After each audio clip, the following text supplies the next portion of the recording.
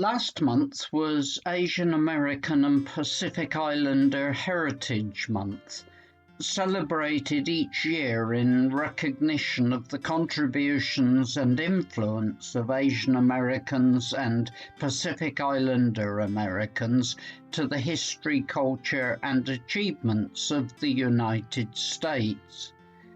Asian Pacific Islanders, defined as the original peoples of the Far East, Southeast Asia, South Asia, and the Pacific Islands, include, of course, Filipinos, who were the first Asians documented in the Americas, landing in California in 1587.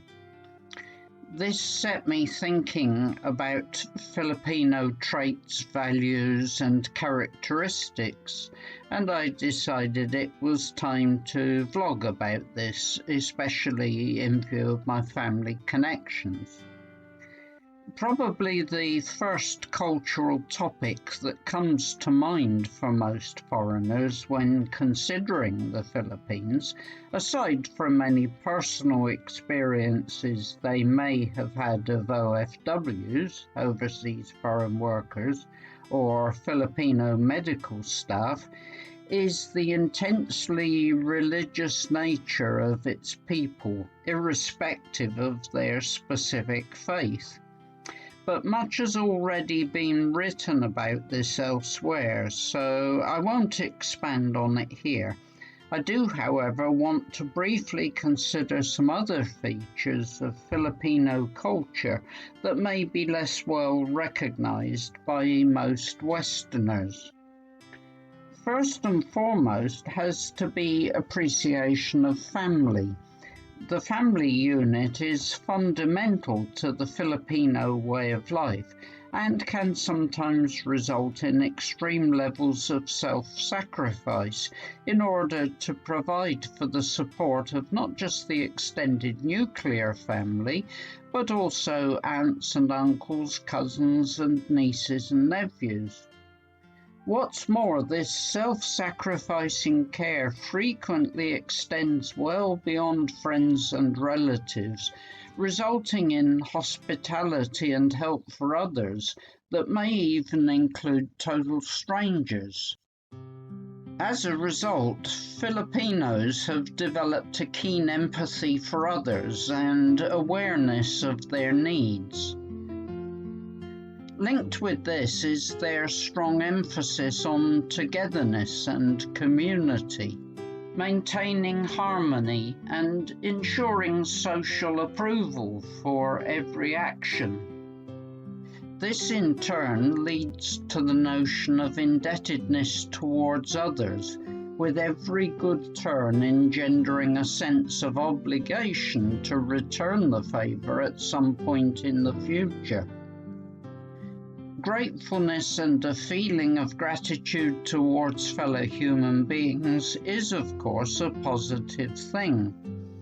But there can also be a dark side to the story: corruption. The indebted one tends to be vulnerable to peer pressure, the padrino pañero or camare compare syndrome, and they may be encouraged to turn a blind eye to irregularities, or worse, with their sense of obligation leading them to sacrifice principles that they would normally espouse. And who you know is a widely abused privilege at almost every level of Filipino society. There is, of course, strong pressure in the Philippines collectivist society to sacrifice one's individual wants to the needs, desires, and goals of others, as well as of the community, which can make it harder to resist such tactics. This is particularly true when one considers the importance Filipino society places on respect for others. Evidence of this respect and politeness, which is so fundamental to the Philippines' way of life, can be seen in the encouragement of young people to seek the blessing of their elders on meeting them by touching the latter's hands momentarily to their forehead. And similarly, the use of the respectful add-on terms po and opo, adaptations of the word for yes, when speaking to strangers, elders, or authority individuals, as well as addressing older friends, relatives, or even strangers as ate or kuya, sister or brother, signifies an individual's deference to others. This ultra-politeness can be quite flattering for Westerners, no longer used to such niceties within their own societies. Being addressed as sir or madam is a lovely throwback to more civilized times. I do, however, feel I must flag up one aspect of it that has become misused by a large segment of the Philippine population, especially many vloggers and certain individuals whom I'm fairly certain consider themselves quite well educated. Addressing a gentleman as sir is fine. I have no issue with that.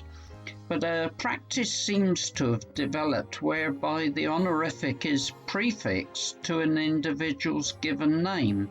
Thus, in my case, they would address me as Sir Malcolm. Malcolm Sir would be totally acceptable, but prefacing my name with Sir implies that I'm a knight or a baronet, having had that title conferred on me by a head of state. Currently within the UK, Her Majesty Queen Elizabeth. That is most certainly not the case. But back to the positive aspects of respect. It's not just other people that are deserving of it. Pride and self-esteem are also important to Filipinos, and this can sometimes help to offset some of the negative societal pressures mentioned earlier. Similarly, there is a strong emphasis in Philippine society on propriety and dignity, in other words, decorum. If a Filipino is pushed too far, though, an impressive level of fearlessness and bravery can eventually come to the surface. However, it does take an awful lot of pushing before this outcome is reached, and much of the time personal and cultural insecurities win the day.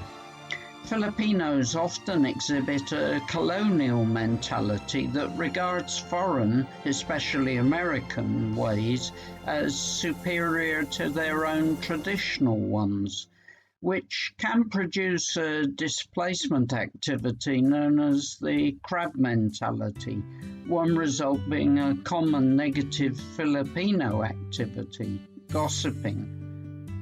But surprisingly, even in the midst of suffering and poverty, Filipinos manage to maintain a level of happiness that should be a lesson to us Westerners, who often have so much more to be grateful for.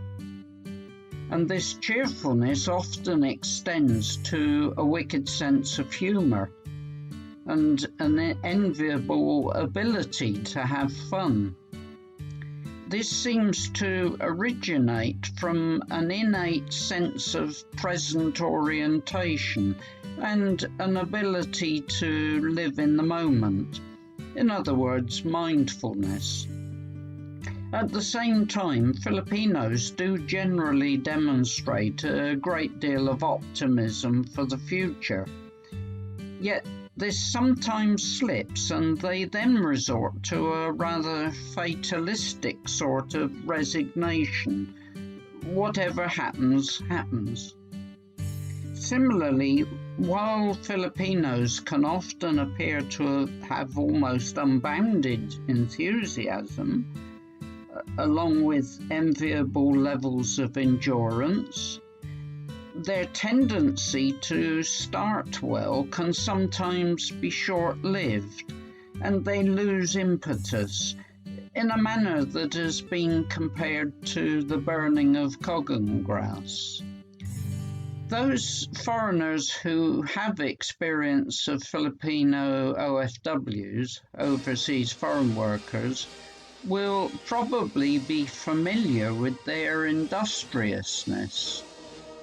But back in their home environment, these same individuals often suffer from procrastination and the mañana habit. Tardiness is also a regrettable feature of Philippines life. Any Westerners who have spent a significant amount of time living there will be only too well aware of the perils of Filipino time. Filipinos often display considerable resourcefulness, ingenuity, and adaptability, which in that poverty-stricken country frequently materializes as thriftiness, at least within poorer communities. Unfortunately, many also have a toxic attitude to money, especially when the latter belongs to foreigners or family members married to foreigners and or living abroad, maybe even working there. They seem to have little concept of pragmatic stewardship of wealth to build security for the future, but instead expect it to be spread around and shared widely, squandered, until it becomes so diluted that it no longer represents real wealth. A negative trait that may be familiar to many of those Westerners with a Filipino partner or prospective partner. I hope that my brief look at Filipino traits, values, and characteristics has not ruffled too many feathers. I love the Philippines and its people and culture, but to be totally honest and fair, it is essential to describe both the positives and the negatives, which I have done. I've tried to be as accurate as possible, but if I've made any errors, please accept my apologies. As always, I will of course be happy to read any constructive comments you may have on this video, and please don't forget to subscribe to my channel if you haven't done this yet. Thank you.